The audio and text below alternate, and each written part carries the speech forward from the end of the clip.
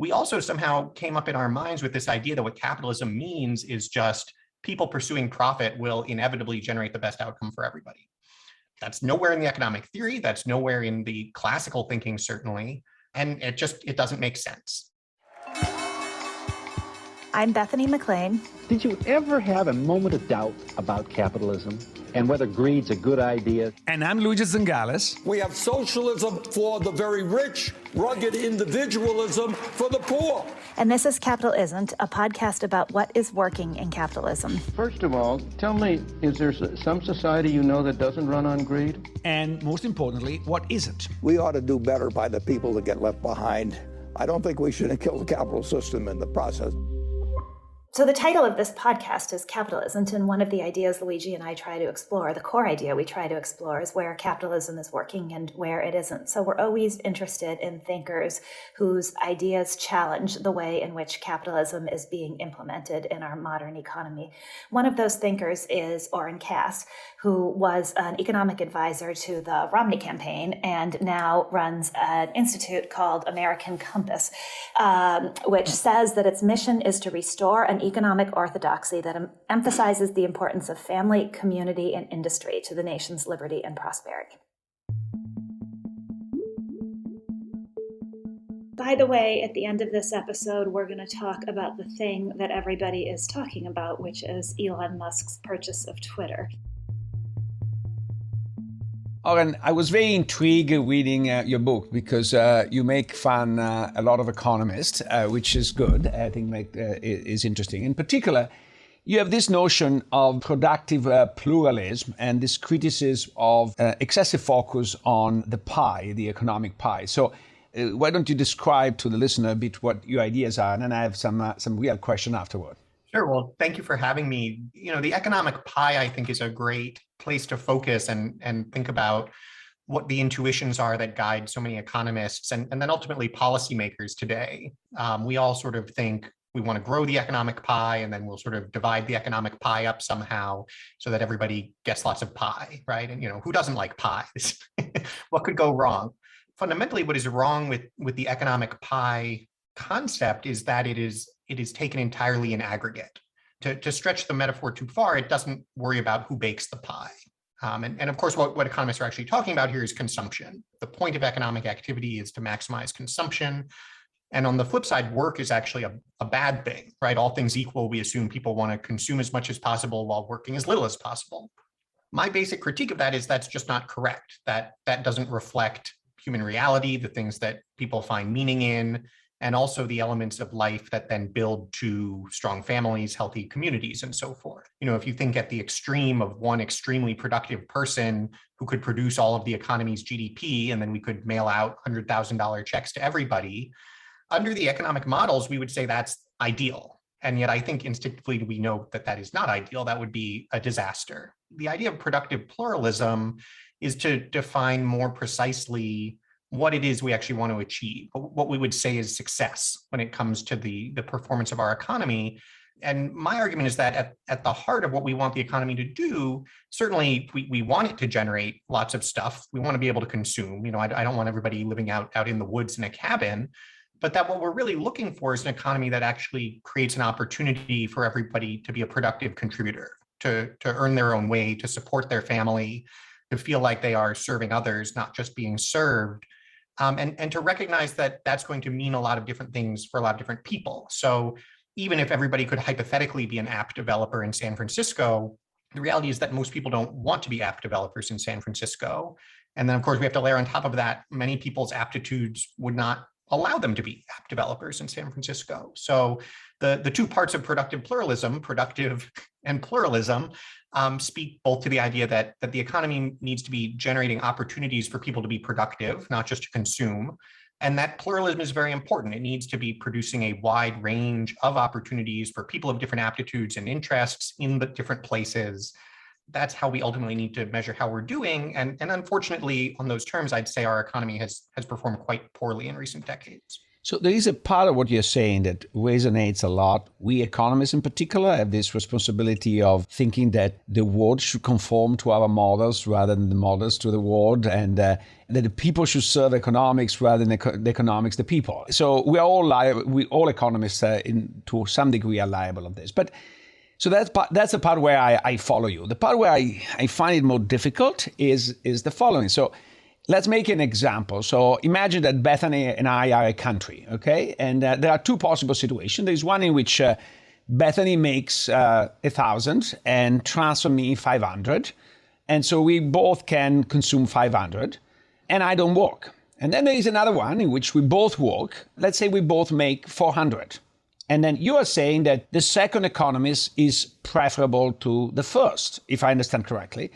And that you're even willing to do something, and I want to know what that something is, something to prevent Bethany from being so productive and leaving me out of work so that we can both be equally miserable at doing our job. Is that right? Well, I think the 400 is almost certainly better. I could make the case that it's better just at a point in time. I think because of the declining marginal value of just about everything, taking you up from 400 to taking you up from 400 to 1,000 is not delivering nearly as much value as taking Bethany down from 400 to 0. Now you could say, well, we're taking her up from 400 to 500, but I don't think that's an accurate description of the life she would experience if you're telling her she's now unemployed and relying on Actually, I was the one unemployed. She's the high income. Fair enough. Well, and that's right. Well, and then I'll have to change my thing. And you seem like you'd be very happy on the couch. But so if we're actually trying to convert dollars into utility, I think we actually have reduced utility in your 1,000/0 world. But even if we hadn't, I think it's very important to think about this in dynamic terms over time and not just as a point in time. I think something that particularly frustrates me about more sort of free market and right of center economists is they had this important insight when it comes to tax cuts, that you can't just analyze the effect of the tax cut on day one. You have to actually remember that this is intended to have an effect over time. And yet they invariably refuse to apply that same thinking to almost anything else. And so I'm not just curious about today, the 400 versus the 1,000. I'm curious about what that's going to mean over the course of the next 20 or 30 years. And some of that is in purely economic terms. I'm curious what's that going to mean for the family you are or aren't going to form and raise and the productivity of your children, which I'm now very concerned about. I'm also concerned about it when it comes to the health of the presumably democratic republic you're hoping to be living in, and the extent to which that is going to be viable and vibrant for the long run in the system you're describing. And so while the sort of the congressional budget scoring model will show that the 1,000 is preferable, I don't think that's actually fair as a model of what will actually produce the most prosperity, even if you did just want to measure it in GDP over the long run. But so I understand that there is a value to work. I think is very important. And as you said, the importance of the pride of making your money and the learning involved and the value transmitted to your children. I think that all this is quite important. Now, from a practical point of view, I find it a bit complicated how you go about implementing it. So in this particular case, imagine that it is literally that there is a new technology that makes Bethany much more productive when she applies it, but as a result leaves me unemployed. You're saying we want to stop the introduction of this technology because this is destroying some jobs. Is that where you're going? No, definitely not. First of all, just empirically, that is not how technology functions and how it is introduced and the effect that it has had historically. Technological change happens very gradually. At the end of the day, you actually still need workers to use the equipment. I mean, I think it's very funny to hear all of the employers lamenting skills gaps now, which as far as I can tell is a fancy way of saying we have new technology we would like to use, but we can't because we don't actually have the workers to use it. And so this model of technology just sort of falling from the sky and replacing people has not occurred in that fashion, generally speaking. It's also really important to note that in recent decades, that is not what has been happening. One of the things we measure quite well, thanks to our obsession with GDP, is productivity growth. And what we can see is that productivity growth is not accelerating. It, if anything, has been slowing and stalling. And so to the extent that we have seen the economy on a different trajectory in recent decades and a departure from productive pluralism, it's just empirically not a function of this sudden technological introduction that we have to somehow halt. So that's one thing to say about it. The second thing is that in the hypothetical model where the technology gets introduced and all of a sudden you're unemployed and Bethany is twice as productive, in theory, and this goes all the way back to Adam Smith's invisible hand, you are now productive labor available for work. And we should expect to see capital investment flow toward finding a productive use of you. That is in fact the entire premise of capitalism in a sense. What has gone wrong in recent decades, in my view anyway, is that we have simply released the constraint that says the way to generate a profit with your capital is to use workers productively. And without that constraint, capitalism doesn't work. And by the way, no one ever thought capitalism would work without that constraint. I mean, you go back to Adam Smith, and literally in the paragraph where he uses invisible hand, he only uses the phrase invisible hand once. In that same paragraph, he uses the phrase domestic industry twice. It was his assumption that capitalists, in attempting to generate the best return on their capital, would attempt to maximize production in the domestic economy. Ricardo actually says the exact same thing. In his explanation of how comparative advantage works, he specifically says, now, of course, if the Scotsman could take his capital to Portugal, this all breaks down. But that's not going to happen, and I wouldn't want it to happen. So again, as with sort of the way we've sort of just built this tower on GDP and never thought about the assumptions, we also somehow came up in our minds with this idea that what capitalism means is just people pursuing profit will inevitably generate the best outcome for everybody. That's nowhere in the economic theory. That's nowhere in the classical thinking, certainly. And it doesn't make sense. And so whether you're talking about the ability to use foreign workers instead of domestic workers, whether you're talking increasingly about the financialization of the economy and the generation of profit with no relation to the productive economy at all, those things aren't part of capitalism. Those things are, I get the catchphrase, those things are capital isn't. And so that's exactly, I think, what has gone wrong, and the area where it would be nice if economists would say something about it, and whether or not they will, policymakers are going to have to do something about it.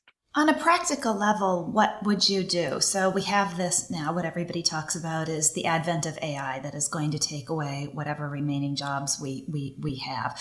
What would you do in order to stop that? Would you prevent the introduction of AI in factories in order to retain those jobs that do exist? Or would you mandate some sort of retraining for workers? I mean, in very practical terms, looking at an issue we're facing today, how do you address that? Well, I hate to be the guy rejecting the premise of the question, but I completely reject the premise of the question. There is no evidence that AI is currently having that effect.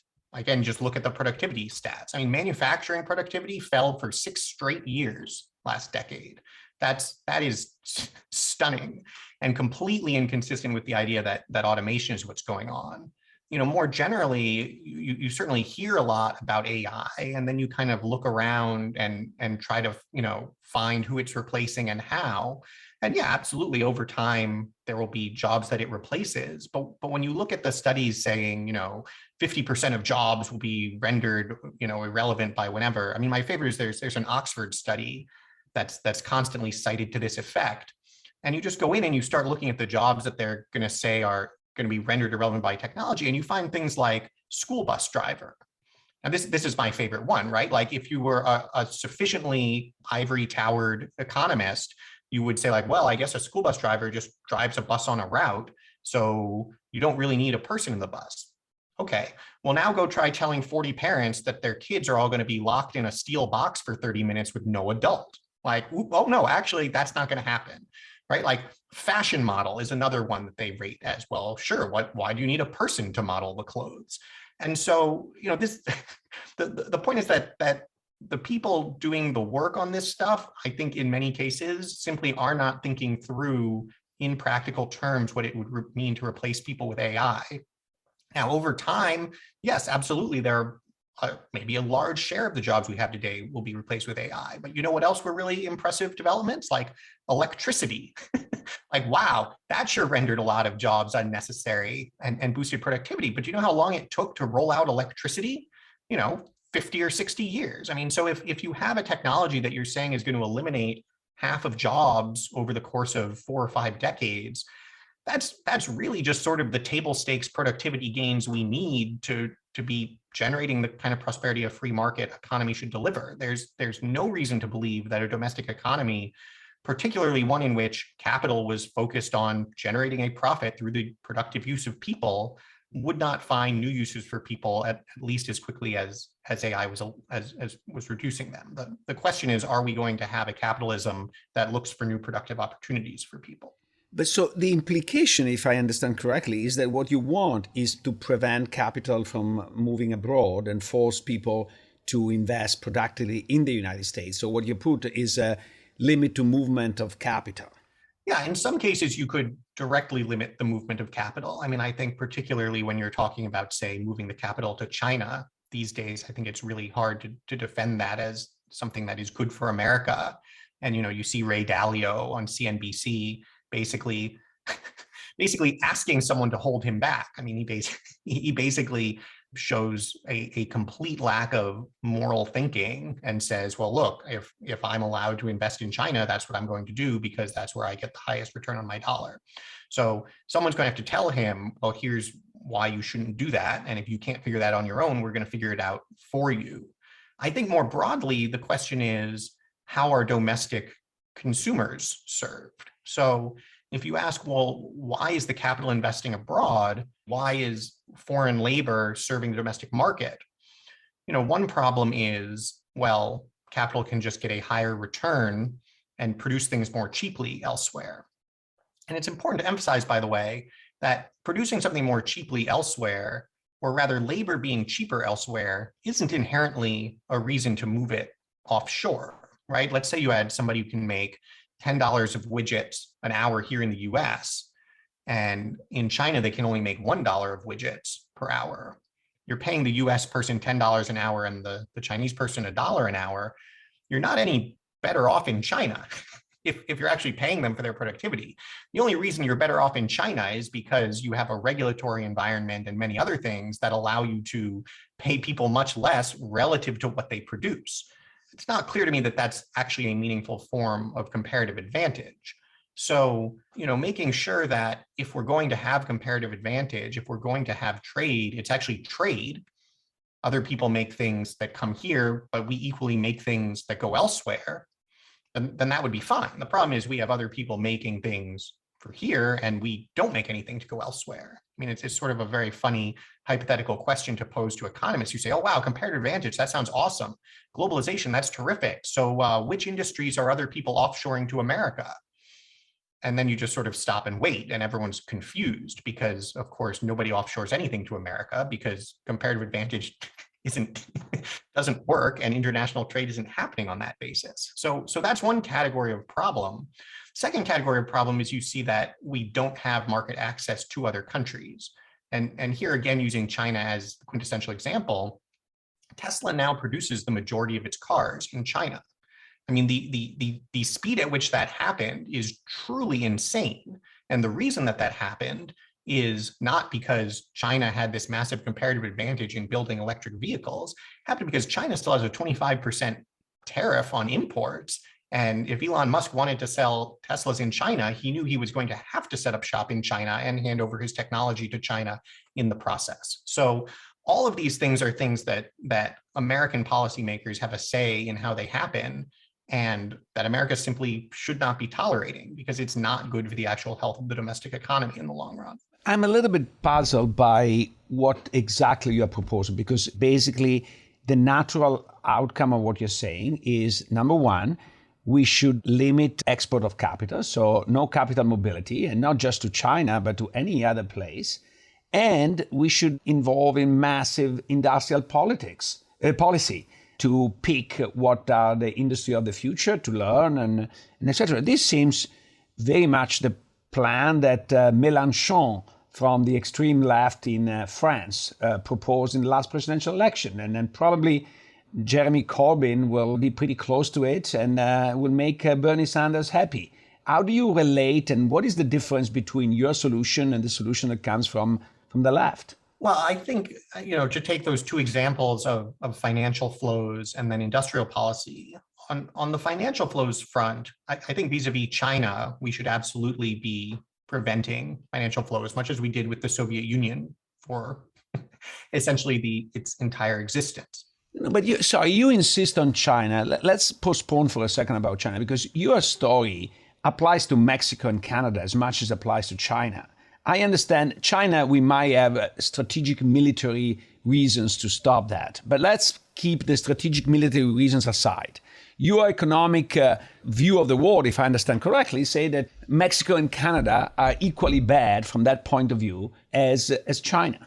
Well, first of all, Mexico and Canada aren't equally bad. We don't run nearly the same trade deficits with them. They import significantly more American goods. They don't limit market access. They don't steal intellectual property.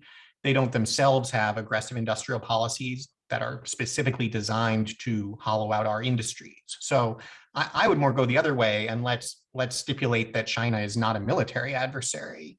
Let's pretend that they are perfectly satisfied to just sit within their borders and never threaten anybody militarily. The reason China is the focus here is that China is both the 800-pound gorilla on the global stage, and it is the uniquely bad actor whose policies are so obviously frustrating everything that the economists have promised us we would see from trade. Now, that being said, even if you want to talk about Mexico and Canada, with respect to Mexico and Canada, when you look at something like financial flows, I would agree. I don't think there's nearly as much concern about people investing in Mexico or in Canada. But what I would say, and this moves more toward the industrial policy discussion, is that, for instance, we should have very strong local content requirements. So, for instance, when you're talking about, particularly in critical industries, if you're thinking about aerospace or semiconductors or whatever, we should simply say that those things have to be made in America. If you did that, you don't have to prohibit capital from going elsewhere, but you would create an extraordinary amount of latent demand that capital investment would seek to fill domestically, and much more on making it relatively more attractive to do the things that we do want them to do. If we're talking about what good industrial policy should look like and how it differs from what some on the left have in many cases talked about, I think there is a essentially free market version of industrial policy that returns back to what economics actually says about how capitalism should work, which is that we absolutely want a free market. We actually want competition in the private sector as the driver of innovation, but that needs to happen within a set of constraints and within a rules-based system that channels that activity toward the outcomes we actually care about. And no high profits and share prices are not the outcome we ultimately care about. If you say, for instance, okay, these supply chains have to be domestic, now go. That's it. We're not going to have someone in the Department of Commerce making the venture capital investments in this company versus that one. We're not going to be trying to pick where, who should build what where. We don't have to do that because the competitive processes of the market are now going to be serving the ends that we actually want, that are the reason we run the game in the first place.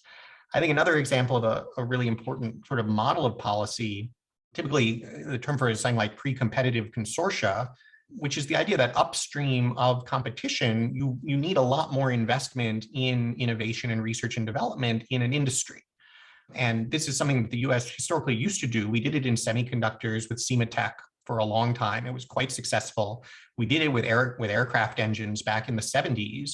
You basically tell an industry, look, if you guys want to get together and put together a consortium that's going to do research, the result of which is going to be available to everybody in the industry, we, the government, will put up half the money for it. You still have the pull from the private sector. It has to be a private sector industry that wants to put up money itself and sees value in this. But it really creates value in the industrial commons in a way that markets themselves won't. And the one other thing I would just say about it is that I think it's very funny when people say how will government figure out the industries of the future? Actually, first of all, there's no reason to believe investors are going to be especially good at that, right? There's no reason to believe that whatever's going to generate the highest return on your investment over the next 5 or 10 years has anything to do with the industries of the future. But equally, I would say that actually over the last 100 years, the US government was quite good at it. I mean, if I were to identify the 3 areas that I would say the US government placed big bets in and really invested in heavily, it would be medical science and healthcare, it would be microelectronics, and it would be aerospace. And surprise, those turned out to be really good things to make a lot of public investments in the 20th century. There was a quote on Twitter the other day that was, neoliberalism is dead, baby.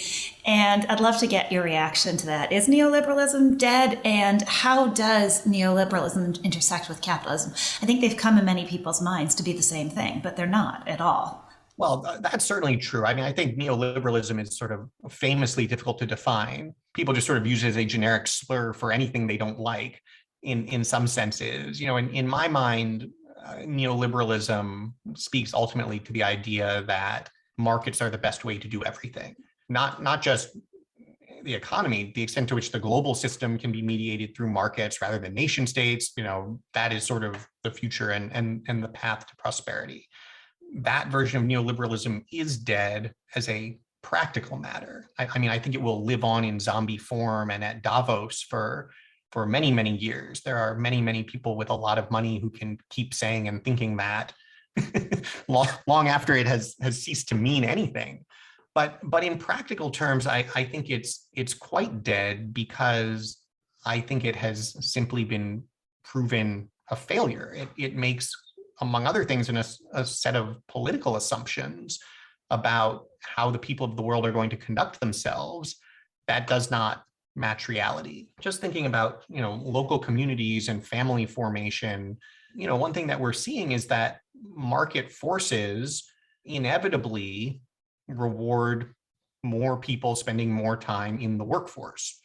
But that is not necessarily the best thing for people, their families, or communities. That a huge part of well-being, you know, we've talked about productive pluralism in terms of the labor market, but another element of productive pluralism is a lot of the important productive things that people might be doing aren't wage labor. And a sort of robust sense of productive pluralism also recognizes that parents at home raising families, being engaged in their communities, stitching together the social fabric are equally an important part of our well-being, and our economists assign that a total value of 0. Oops. So elements of neoliberalism and what it means for good governance and healthy markets that are important, but the sort of absolutist or fundamentalist version that I think has taken hold and gets casually tossed off as insightful is well past its expiration date. So let me ask you a tough question, because I'm a cynical economist, and so I invert and say cui prodest, you know, the Latin sentence, who benefits from it. I look at your policy in your book. You basically want to gut the EPA, you want to gut the unions, you want to introduce wage subsidies, but in reality, these are basically subsidies to industry to develop in America, but they go, at the end of the day, to benefit the industrialist. You want a practical training that is making sure that we have in the United States a cheap, not particularly sophisticated workforce. So if I am the head of the industrialist in Italy, for example, this would be my ideal program. And I warned that this was a tough question. I don't see your willingness to take two predictions that are really kind of consequential to your starting point, that you care deeply about the value of people,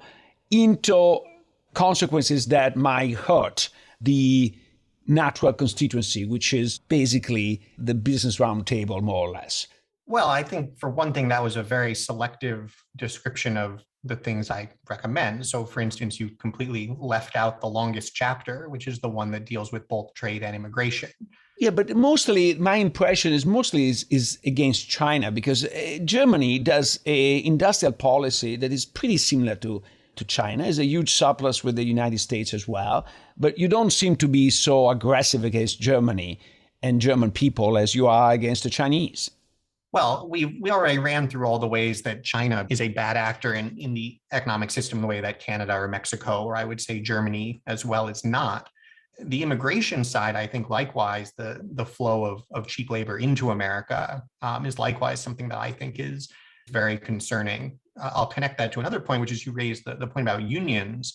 I do think big labor as it operates today is quite counterproductive to most workers' interests. It's also approaching irrelevance, right? I mean, it only covers about 6% of private sector workers at this point. I've proposed a wide range of other labor reforms designed specifically to give workers more power vis-a-vis employers. That's everything from worker representatives on boards to sectoral bargaining.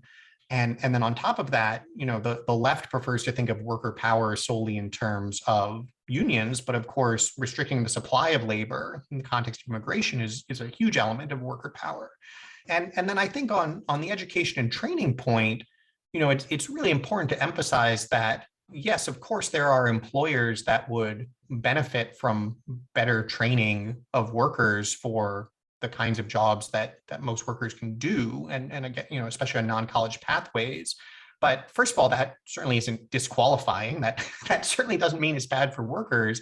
And secondly, that is, for the most part, not where corporate investment is today. So it's wonderful that you have a hypothetical Italian industrialist in mind. But the reality is that if you run through the major American corporations, certainly, and start running through the Fortune 10 and Fortune 50, you're not going to find a whole lot of companies that are looking for more workers in the skilled trades.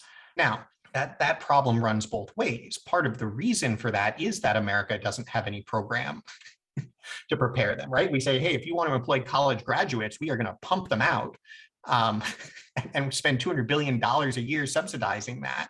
If you'd like to employ people on some other pathway, we are going to do absolutely nothing and then just complain that you're not paying them enough.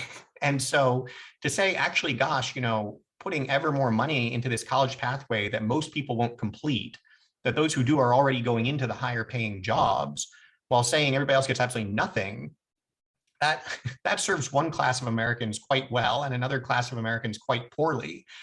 And I think it is quite strange to suggest that shifting that balance is sort of in the interest of those who have power in society today. So, and I guess the last point I would make is just that insofar as virtually on virtually every one of these dimensions, it represents a U-turn from what we've been doing. It's very funny to think that those with the most wealth and influence and power have just been going along supporting something that has been not at all in their interests in recent decades.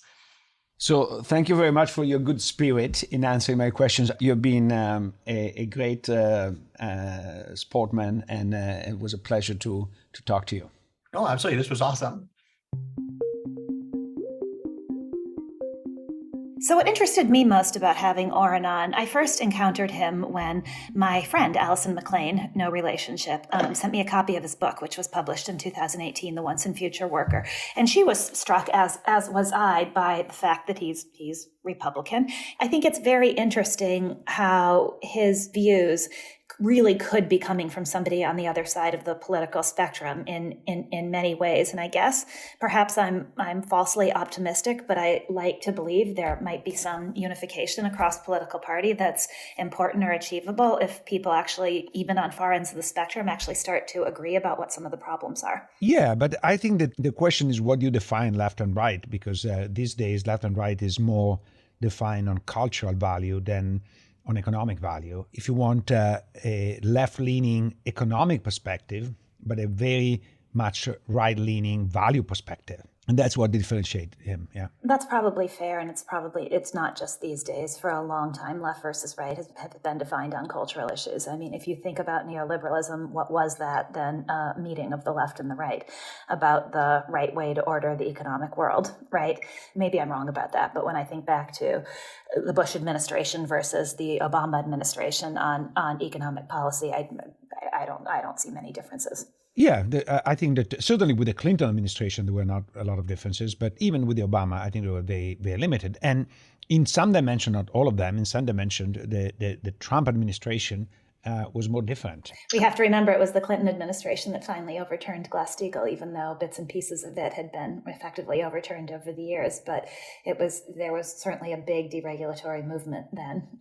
But I think that what I find intriguing in his position is the fact that he vindicates the importance of values over value, importance of values over market value. At the end of the day, the goal should be to provide people a happy life and not necessarily make them rich in terms of consumption. And then this happy life, for example, being able to raise their kids at home. And I think in his book, he has these examples in which everything is designed to promote a family with two income earners, which is not necessarily the right thing to do. And this idea that I take blame for the profession here, but we economists tend to kind of force people into our framework rather than adapt our framework to what people want. And I think that that's, to me, is the ultimate sin. He is very good at pushing back and say, we should incorporate in some of the valuation or some of the technical analysis that we economists do, for example, like cost-benefit analysis, some of these benefits that are ignored and are quite important. The part that, in my view, we have forgotten is to have a stable democracy. We need to have a stable economy that provides an opportunity for everybody to make a living, regardless of for example, his political views, regardless of who he or she wants to elect for president or endorse. And one of that is the sense of pride that people have in earning their own living and instructing their kids and all the stuff. And the other is the sense of independence that make them be citizen and not be subject also to political extremism. It's not a coincidence that the decadence of the Roman Republic was when there were a lot of people out of work that depended for their livelihood on basically gifts from the emperor. And so the emperor could sway people one way or another, depending on who was giving money to. We're losing that. And we're going in a world in which a lot of people might depend on some universal basic income. And of course, they're going to vote only for the person who increased their UBI. So then we're back to a very unstable democracy. Yeah, I was thinking as you were talking that his work is in many ways a rebuke of the idea of UBI. I guess I'm biased in this. I understand some of the arguments in favor of UBI, but I think as you did when you grew up in a household where you're told that work is tantamount to godliness and that being able to support yourself is the only real religion. I guess his ideas on this front resonate with me. I also think it's interesting that he and Vivek Ramaswamy have this in common, which is this acceptance of the limitations of capitalism, the areas where capitalism and the profit motive shouldn't dominate or shouldn't interfere. And maybe it's a little bit different in Vivek's case. It's their places, their spheres of life that should be separate from the capitalist motive. And I think Oren's view is more that the profit motive should only be one of many motives. So I think they actually fundamentally disagree, but there's an interesting alignment there. One is about keeping capitalism out of everything, but going for broke or going for the maximum when you are applying capitalism. And the other thinks almost in a stakeholder capitalism sort of movement that there should be other things at stake, even though the things that Oren has at stake are perhaps different than the things that what capitalism says are at stake. I'm not a political philosopher, but I think that this is the essential distinction between being a conservative and being a neoliberal, whatever neoliberal means. Because a conservative might be pro-capitalist, but puts value above the economic system, while for a neoliberal, the capitalist economic system is the ultimate goal and the ultimate justification of everything. Every time I hear the word neoliberal, I have to stop because just as Oren said on our podcast, he's not sure what it means. I'm not sure what it means either. And so every time I hear it, I think, what does that actually mean? So with that caveat, I remember thinking actually back in the days of Enron with the California energy crisis, that part of what had gone wrong was that their view was that if it makes money, then it's good. It had almost become a god, a new religion, a way of ordering the world, a way of finding simplicity in a very complex world, which is that if you can if something makes money, then you don't have to think about a value judgment about whether it's good or bad or whether other things should be taken into account, because the fact that it makes money means that it's good. And there are a lot of dangers in that way of thinking. I don't want to harp on the same topic, but this is where I see the limitation of what he's saying, because I follow him on this, on the fact that we should put some values above capitalism. And I think there is a value to work. And honestly, I'm prepared to sacrifice some in terms of economic efficiency in order to give everybody a work, a pride, a sense of citizenship, a sense of belonging, all the stuff. Now, how do we go about making the trade-off? I think that that's a part that is missing. And how far do we want to go? So I think that he's certainly against blocking every progress in favor of that. It's easy to say we want to block China because China is bad in all these things. What about if it's not just China? In a sense, the fact that in the past progress went relatively slow and allow more people to adapt is certainly true, but is no guarantee that it will in the future. In a sense, I don't think that the world would change overnight because of artificial intelligence, but it is true. Until very recently, most applications were not able to replicate human ability. In the last few years, they've gone above, partly because there've been like some phenomena discovery in deep learning, but part of it is just learning by doing. And once you pass that threshold, then do we know how fast these things will spread? We don't know. I would have felt more confident if he said, look, we need to guarantee an economic system that allows transition, allows the 45 years old who is completely out of his league and does not have ability to readapt to have a decent wage, and we're willing to pay for that. Where do I get the money for that? I think that would be my sort of grand theory that I was looking for. It sounds like a lovely idea to provide government subsidies so that people whose life has changed dramatically and the job that they did for 20 years no longer exists and you can retrain them to do a different job. The data on whether or not that works is really, really mixed. Sorry, I think that he was saying something different, and if you want more revolutionary, is that we should not close the plant in Michigan in order to allow these people to continue their life for a little longer until they retire. Now, how to do that without blocking economic progress, that is the $100 trillion question, whatever it is. If you're enjoying the discussions Luigi and I are having on this show, there's another University of Chicago podcast network show you should also check out. It's called Big Brains. Big Brains brings you the stories behind the pivotal breakthroughs that are reshaping our world. Change how you see the world and keep up with the latest academic thinking with Big Brains, part of the University of Chicago podcast network.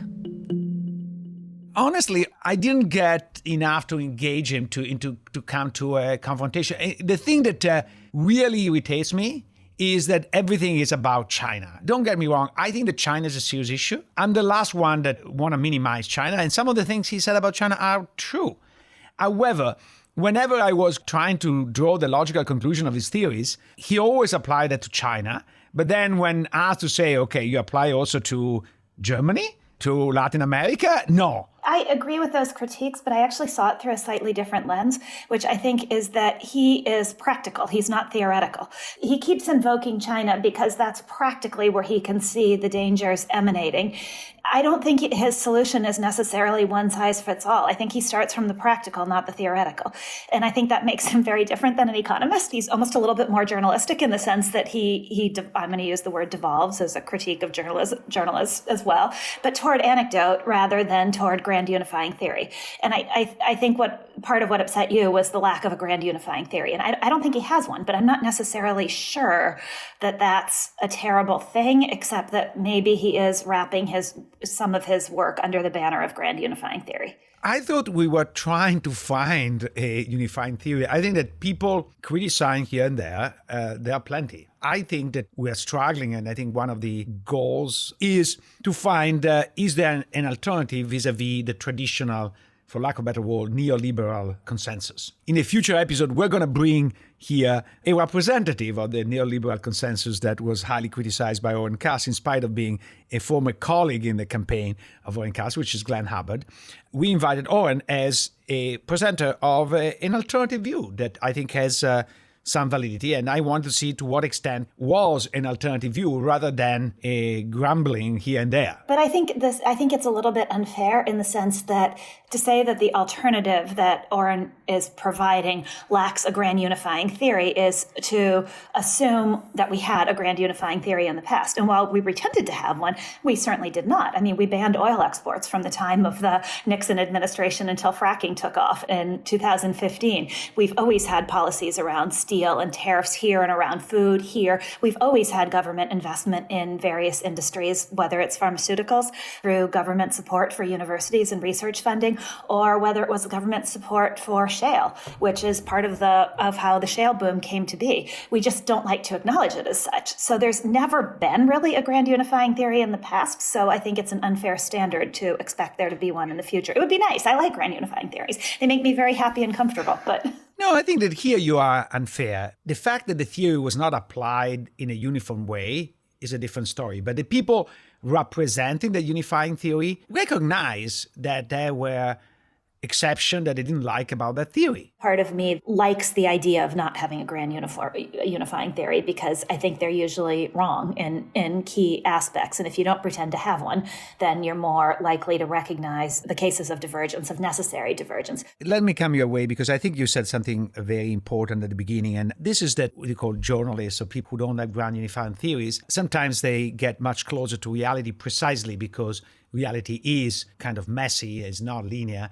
And if you are too ideological, you might miss completely what is going on, versus if you are sensitive to the mood of the moment, you might make mistakes. That's definitely true, and he belongs to this category, and I think that he represents something interesting that we need to pay attention to. It's honestly something I wrestle with because I've never had a grand unifying worldview, and sometimes I wonder, are you better off having a grand unifying worldview because then you always know where you stand on any particular issue, or are you better off not having that and evaluating each idea and each happening in the world through what it is? And I've wrestled with that on so many fronts. Yes, I actually have a view. I don't know whether it's an answer, but it's a view. The benefit of having a grand unifying theory is that it forces you to resist the pressure of the moment. We all are swayed in one way or another by the events, by the social pressure, by this and by that.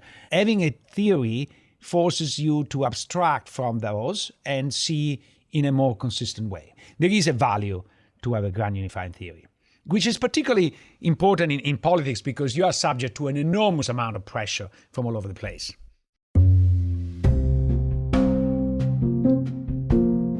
And for today, capital is, capital isn't. We're going to have the obvious question in everybody's mind: Elon Musk's purchase of Twitter. Breaking news right now. Elon Musk is buying Twitter for an estimated $44 billion. So Elon Musk is purchasing Twitter, which means it's no longer going to be a publicly traded company. It's going to be a private company that is controlled by Elon Musk. The deal reportedly is the largest to take a public company private in at least 2 decades. You know that the offer he made was for $54.20. Apparently, when he made the offer for Tesla, the fake offer for Tesla was $420, and it's because $420, I'm told, is a symbol for hashish or for whatever. Imagine that 54 was the right price, but he wanted to be cute, and he did $54.20. Okay? So I calculated, guess how much extra money he's paying out of his pocket to make the joke. Oh, I'm going to guess about $200 million. Wow, you're very good. $160 million. Wow. He's spending $160 million to make a joke. This is the most expensive joke in the face of history. That is insane. So I think there are a bunch of different aspects of this that we can discuss. There was actually an interesting piece in the New York Times yesterday by Jim Stewart pointing out that this in some ways proves the lie of stakeholder capitalism, because nowhere should the concept of stakeholder capitalism be more important, one would think, than in the takeover of Twitter, but that the only thing it appears the board looked at was the price and whether or not it was a satisfactory financial return to Twitter's stockholders, not whether or not Twitter and society would be better off if it were in the hands of Elon Musk. I'm not so sure as a director you can reject an offer by saying that this is not good for the stakeholders, but it's great for the shareholders. Because you have a fiduciary duty, and the fiduciary duty is to maximize shareholders' value or the value of the corporation, depending on the point of view. But certainly is not to please the community at large. But then doesn't that prove the lie to stakeholder capitalism if directors aren't even allowed to consider other factors? Yeah, and that's the reason why it was introduced, the public benefit corporation, where you can or must, depending on interpretation, look at other factors. Because, this is not in a takeover contest, but there is this very famous case of eBay suing Craig Newman, the one of Craigslist. Okay, because the eBay invested in Craigslist. Craig Newman said he wanted to run Craigslist to benefit of society, not to maximize value. And eBay said, wait a minute, I invested here, I want a return on the money. So the case was brought to the Chancery Court of Delaware, and the Chancery Court of Delaware said eBay was right. If there is one thing that Inc. means after a name, means that you have to maximize value. I think this was decided in 2010, and immediately after, a bunch of states, including Delaware, introduced this public benefit corporation where you can write down in your state of incorporation or in bylaws what is your other constituency you look at. And so you are allowed to look at other constituencies. So that's the only form of stakeholder capitalism that is believable. Everything else is PR. Okay, well, there you go. So Twitter is the lens through thinking about this, that when push comes to shove, as in a takeover, where push does come to shove, it actually really is a total illusion, which I thought was interesting. I think is an excellent point, a very important one. The other thing that struck me, and I know you have points we want to get to, but what struck me too is just what a financial bet Elon Musk is taking in this acquisition.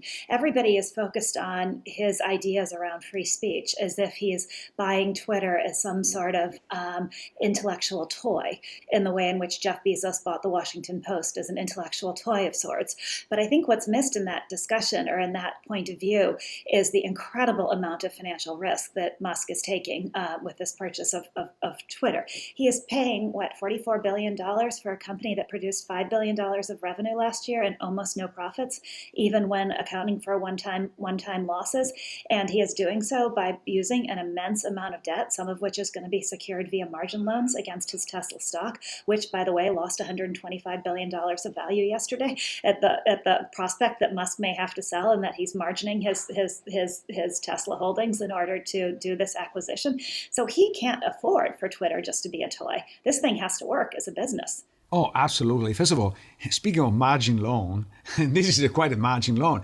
And if the margin loans are called in when the price goes down, so it is really, in a sense, putting also Tesla, or certainly his control of Tesla, at risk in a major way. Actually, I was talking with a friend yesterday, and she had a what I consider a brilliant idea, which is maybe what he wants to do is actually use Twitter in a completely different way than people have used it before. So now Twitter as an open API, basically everybody can analyze, do whatever they want, right? Imagine that he stops people being able to do that, and he used the data to analyze the psychology of people, the characteristic of people, in order to maybe sell better stuff and etc. It's a wealth of data that have not been used as massively as it could. He could use them and make a fortune out of it, because the reason why Tesla is worth this much is because it's learning how to drive people around. We know that there is this flywheel effect, and once you start, then you create an edge, and then nobody can catch you. And maybe that's what he's going to do. That's a really interesting idea, and I would put no ideas past Musk. And clearly, there's a lot of opportunity to do different things with Twitter's business. I mean, one of the frustrations of Twitter holders, Twitter investors for a long time, has been how little Twitter was able to capitalize on its. They weren't able to grow their user base. They weren't able to appeal to a range of users outside of their core base. There was always this sense that Twitter was this thing that could and should make a lot more money than it did. And so maybe maybe Musk has a whole host of ideas for doing that along the lines that your friend mentioned. The only element of skepticism I have about that is that all of those ideas have proven more convincing in theory than in reality. And what I mean by that is that the only company who's really been able to capitalize on the idea of advertising that our online presences were going to show us what we wanted is Google, for the very simple reason that when you type something into the search bar, I want to buy shoes, chances are you're looking for a pair of shoes, right?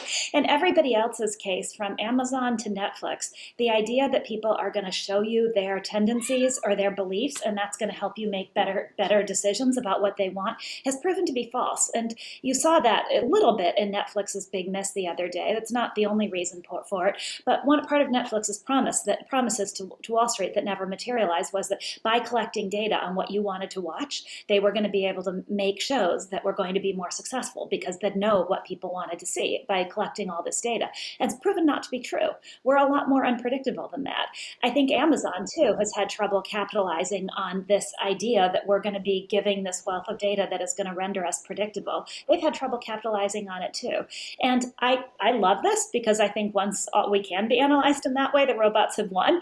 But so that's my only caveat about Musk being able to use Twitter as a way to glean information about people that can then be sold to advertisers, is that it's been the holy grail of a lot of companies, and it hasn't worked as well as you'd think it should.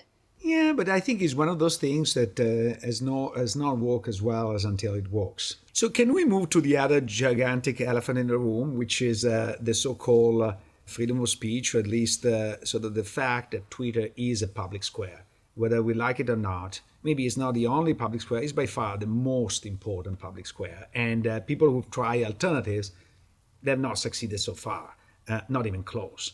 And so basically, if you control the conversation on Twitter, you control the political system in a way that I think is unacceptable in a democracy. I don't know if you heard me do this analogy, but because now I repeat it all the time, but I ask people to think for a second. If at the beginning of the war or the invasion of Ukraine by Russia, the main search engine were to be Yandex and not Google. Yandex, for those of you who know, is a search engine that is actually quite successful in Russia. And the main social media was VK, which is the Russian version of Facebook. So you try to search for war and you only find special operation. You try to search for what Zelensky said and you can't find it. The entire war would have been dramatically different as a result of the dominance that the United States has of this platform. But it could have gone the other way. And also within this country, I know that I'm saying something very unpopular, but everybody talks about Facebook and the impact on the 2016 election. I would like to talk about Twitter and Facebook and the impact on the 2020 election. They sort of prevented the circulation of an important fact that turned out to be true. That was that Hunter Biden laptop was real. From that laptop emerges that he had some shaky dealings and possibly that even Joe Biden was involved. Okay? By restricting access to that information, I think that Twitter and Facebook determined the election, because the election was determined by 100,000 votes in the right place, right? This is really, really important. And regardless of whether you like or not the outcome of the election, that's not the point. Because unfortunately, if you like the outcome, you cheer. If you don't like the outcome, you complain.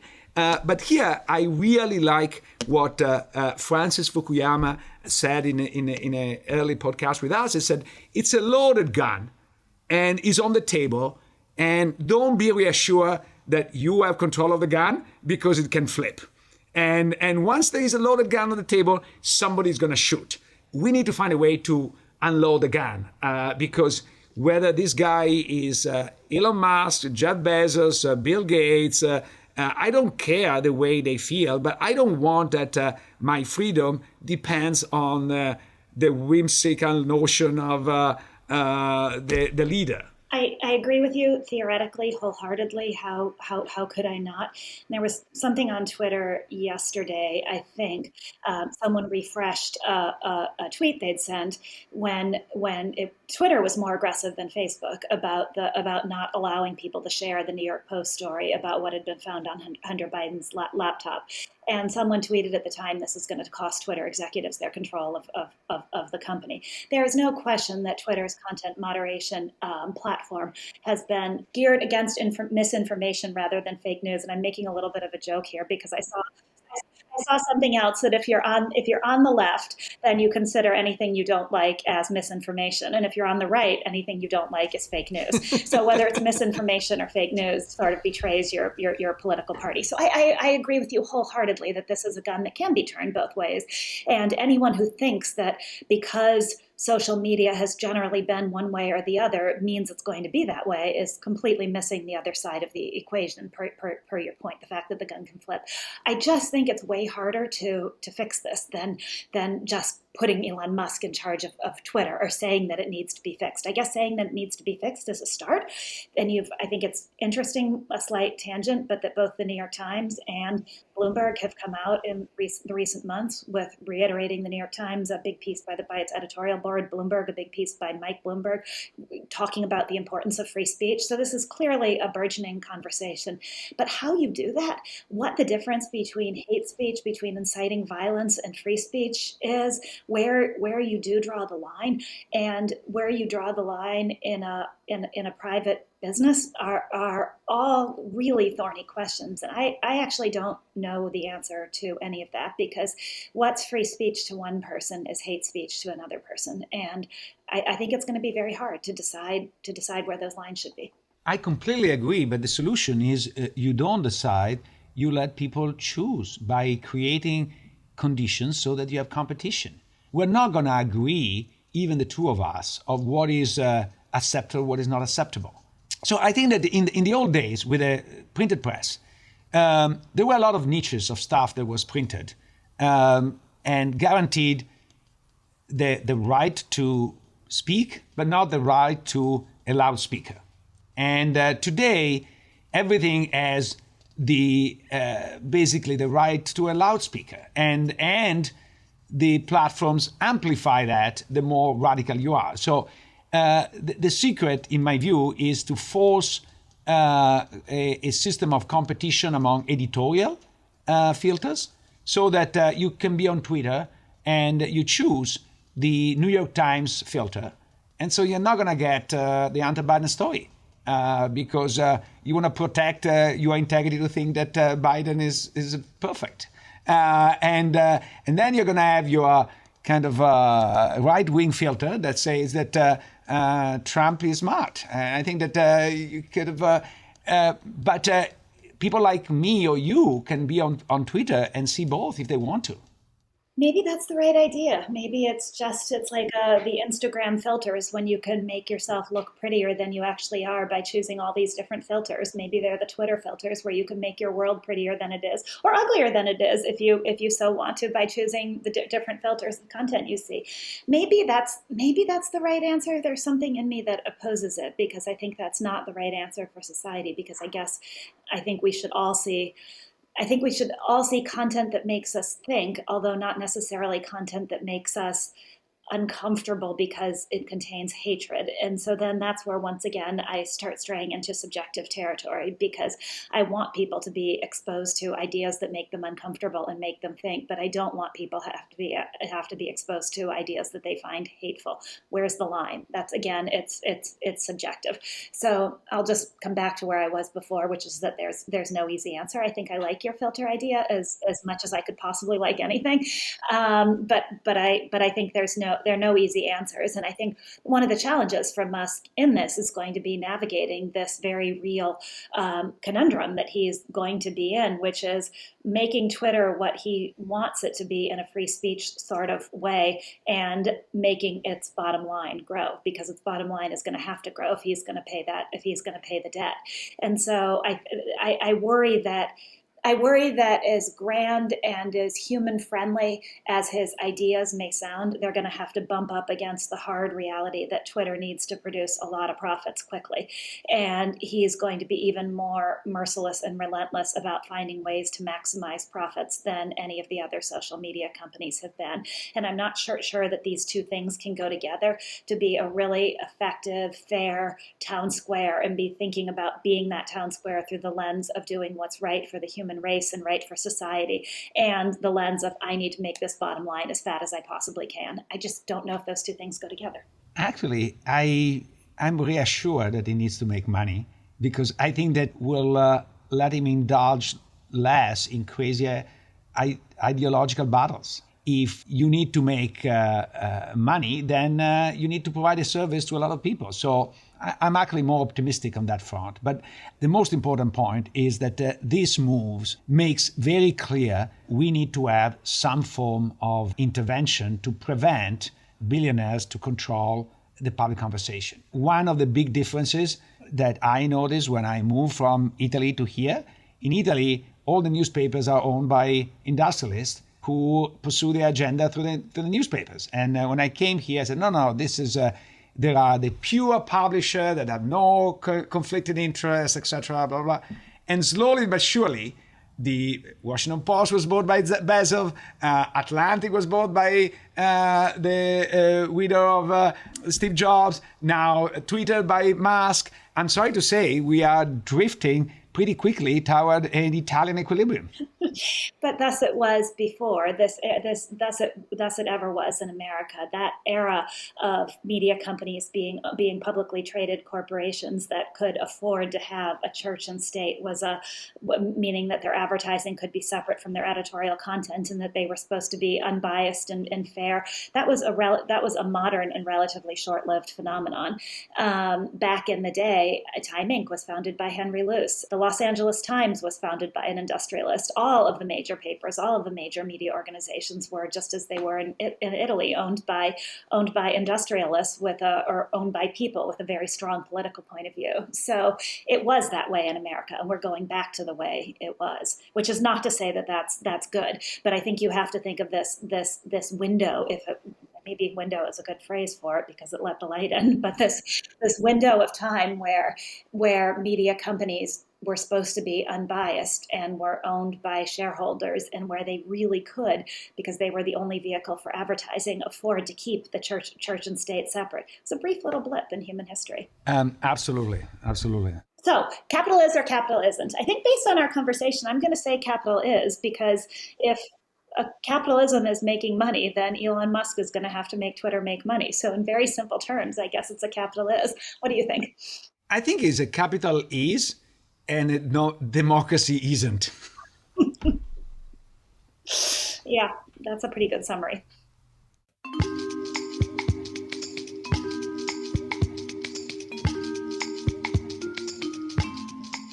Capital Isn't is a podcast from the University of Chicago Stiegler Center in collaboration with the Chicago Booth Review.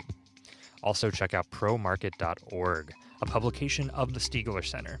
Don't forget to subscribe and leave a review to Capital Isn't wherever you get your podcasts.